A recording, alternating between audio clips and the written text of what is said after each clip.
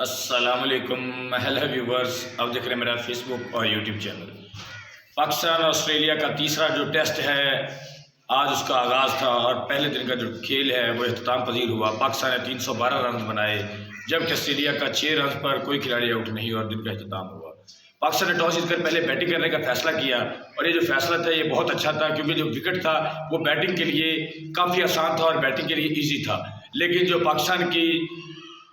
اوپر کے جو بیٹسمین ہیں وہ کولیپس کر گئے اور آتے ہی جو ڈیبیٹانٹ تھے وہ دوسری بال پر 0 پر آؤٹ، عبداللہ شفیق بھی اسی طرح 0 پر آؤٹ، اور اس کے ساتھ اگر ہم بابر اعظم کی بات کریں تو وہ 20 سے 25 رنز جو ہے یا 40 ہیں یا 30 ہیں وہ اس طرح بناتا ہے کہ وہ بھرپور فارم میں ہے، ایسا بالکل دیکھ کر نہیں لگتا کہ وہ آؤٹ آف فارم ہے۔ جس طرح وہ آ کر رنز بناتا ہے، ایک دو اچھی ڈرائیوز مارتا ہے اور اپنی کلاس شو کرتا ہے، لیکن اچانک کوئی ایسی بال پڑتی ہے کہ وہ یعنی کہ آؤٹ ہو جاتا ہے، اور 2 دفعہ تو وہ جس طرح بولڈ ہوا ہے بیٹر یعنی کہ بیٹ کے درمیان جس طرح گیپ بنتا ہے اور اس طرح وہ ایل پی ہوا۔ تو اس کے ساتھ ساتھ اگر ہم سعود شکیل کی بات کریں تو اسے پاکستان کی یعنی کہ دیوار کہا جاتا تھا، اگر ہم ایشیا میں دیکھیں تو آؤٹ ہونے کا نام نہیں لیتا تھا، لیکن آسٹریلیا میں وہ ٹکنے کا نام نہیں لے رہا۔ لیکن جیسے ہی ہمارے 4 کھلاڑی 40 رن پر آؤٹ ہوئے 47 پر، تو اس کے بعد جس طرح محمد رضوان نے آ کر کاؤنٹر اٹیک کیا تو اس نے اپنی کلاس شو کی اور کیا فنٹیسٹک اننگ کھیلی، لیکن وہ تھوڑا ان لکی رہے، وہ 100 ڈیزرو کرتے تھے لیکن وہ اپنی سینچری کمپلیٹ نہ کر پائے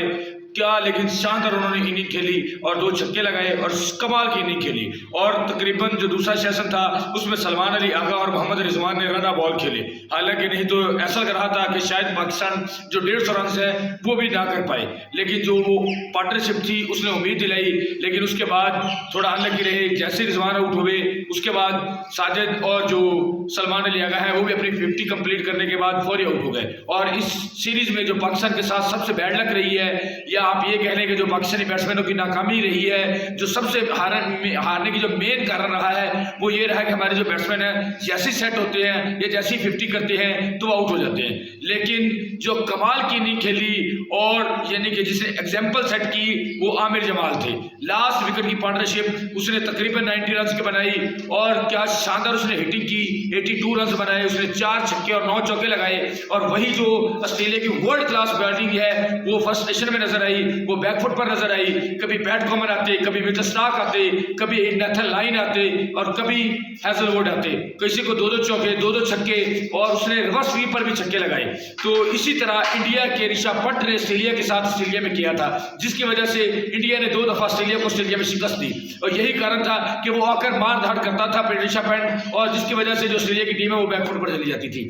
اور کہاں پاکستان 150 رن نہیں کر رہا تھا، لیکن جیسے ہی محمد رضوان نے اٹیک کیا تو اس کے بعد لاسٹ پر آخری وکٹ پر جس طرح عامر جمال نے اٹیک کیا تو پاکستان ایک اچھے اور بہترین جو ٹوٹل ہے 313 کم ٹوٹل نہیں ہے، اچھے ٹوٹل پر پہنچ گیا۔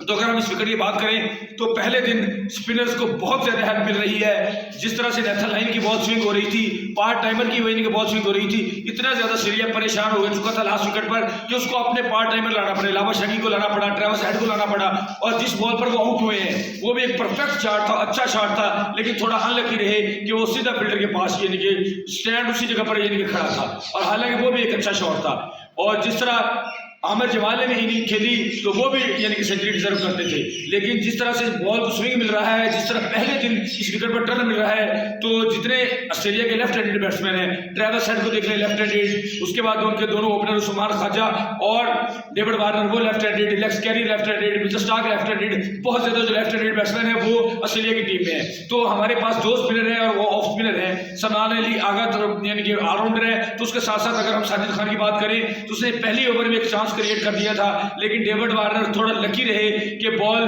تقریباً 1 انچ کے بھی یعنی کہ زیادہ اونچی نہیں تھی، ایک بالکل